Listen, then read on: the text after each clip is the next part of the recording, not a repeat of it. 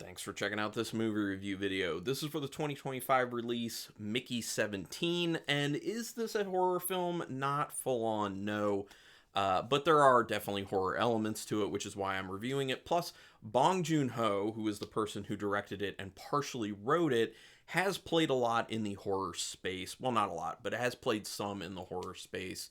And this, like I said, does have some horror elements to it. So, doing this review. Like I said, directed by Bong Joon Ho, who did Memories of Murder, The Host. I have seen The Host and quite liked it.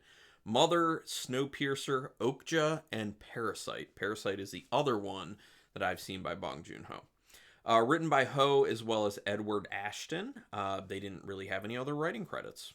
So honestly, I think the script was decent enough. That kind of tipping my hat a little bit to. I didn't think this was a phenomenal film, but I did enjoy it overall.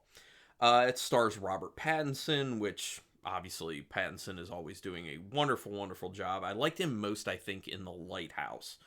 Hell of a performance in that one. Stephen Yeun, who I'm glad to see is getting even more work. I've always liked him ever since I saw him in Mayhem, which is a really fun film, but he's done a lot of great stuff since, including that show Beef on Netflix. He's great in that. Has Mark Ruffalo, which I'm not a big fan of Mark Ruffalo's acting. I like him as a person. I think he seems like a great guy, but I am not a Mark Ruffalo acting fan at all. And Toni Collette, who I do like quite a bit, and she is awesome in this film, as she typically is. My favorite performance of hers, Hereditary. Anyway, this is available to stream on Max, or I guess they're changing back to HBO Max. They were HBO Max, then they were like, no, it's just Max. And then they were like, no, that was a mistake. Now we're HBO Max again. So it's on there right now, so you can check it out. Synopsis of this film. So it's basically about a guy who's having some trouble on Earth. Some crime type troubles. He gets in league with the wrong people and he needs to get off of the planet. And this is obviously set in the future because it takes place in another planet or space station / another planet. And he signs up to basically go and work on this space station that's been launched into space near this planet that they're thinking about kind of colonizing. And he signs up for it to be an expendable, which an expendable is basically someone who they use the special technology to clone once they have died. So they basically are able to keep all their memories on this device that looks like a brick, and then print their body again, basically, and then put those memories back in and send them out to do all these dangerous tasks that no one else wants to do, like getting things to research and being infected with certain diseases to see how it kills him. And so he keeps dying. So the title Mickey 17 has to do with picking up in the movie with the 17th iteration of this character, Mickey, who's been printed over and over and over. So that's where I'm going to leave it. I don't want to say anything past that because otherwise it would be spoiling a bunch of stuff. But what I just gave you is explained very early in the film. So the opening scene definitely sets the tone for it to be a dark comedy. There definitely is some stuff that's pretty funny, but in a very dark manner, and they really let you know that immediately with the film. That opening scene really sets it, and that's important for a film like that. You don't want to wait too far into a film to let people know you should be laughing at this stuff, especially if it's a dark comedy, because that's not necessarily for everyone. I did like the dark comedy aspects of it. I thought for the most part they played pretty well. But it's obviously played like pretty straight by the characters themselves. Although a lot of the characters are very quirky, they're very weird, they're very over the top in certain ways. So if that's a problem for you, like I know it is for some people, to just have these really ridiculous kind of over the top characters, then you might want to steer away from this one. But for how they set the film up and the whole vibe of it, I think it works just fine in that sense. The character of Mickey is pretty quirky, and that fits with the overall feel of the film. Robert Pattinson actually like changes his voice and talks in a very weird way that I've never heard him talk before. It's basically this kind of like stereotypical nerd guy. And very meek nerd is kind of how he ends up talking, which I think works for the character and who they are and kind of like the lot they have in life. So I like that choice. I don't know if that was Pattinson's choice or if it was Bong Joon Ho's choice or whoever, but I think it worked. Everything feels very weird and off, which helps with the absurdity that is obviously meant to lambaste society in this film.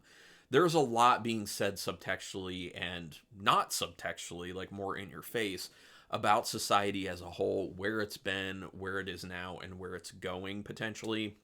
About just pointing out all these issues that we have, just kind of making things absurd.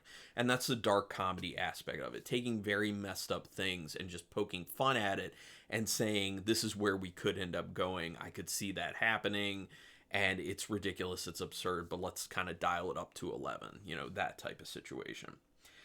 They do a good job with diving into ramifications of the human printing concept that I was talking about. I do like the fact that they didn't just kind of say, this is a thing, it's happening in the film, and we're just going to leave it at that just to use it for convenience of writing. They actually talk about kind of some science behind it and where things end up, kind of, like I was saying, like the ramifications of this, and also the fact that within this environment, within the storyline, it is a very controversial thing, which is why it's not being done on Earth, but it is being done by this private individual who owns the ship in space. So he's not, held to actual laws up there. He's kind of a dictator to a degree.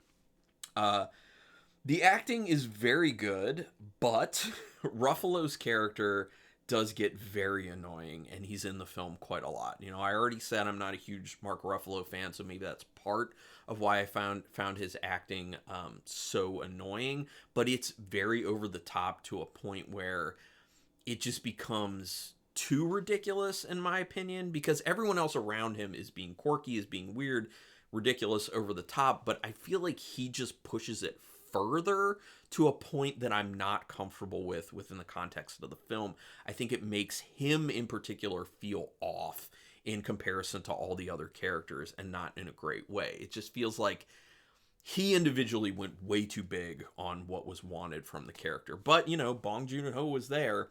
He was seeing what was happening as he's acting, so I guess he was fine with it. I just didn't like that aspect of it. It looks great. Bong Joon Ho, very good at directing, and the cinematographer he worked with did a phenomenal job. It does look really good. It has some interestingly framed shots, has some really great camera movements. The set design is really cool as well. The CGI, when it's used, looks quite good. So everything aesthetically is looking very nice with the film. It is very drab, though. I did kind of want more color thrown in here and there. It's just very dour, very drab. Just wanted things to pop a little bit more. But the whole drab color palette really does go with the tone of the story. So I get it.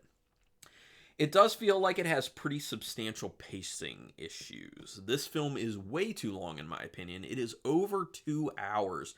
And for what the content actually is, it's 100% not warranted. I legitimately think this film probably should have had at least half an hour cut off it, probably more like 45 minutes.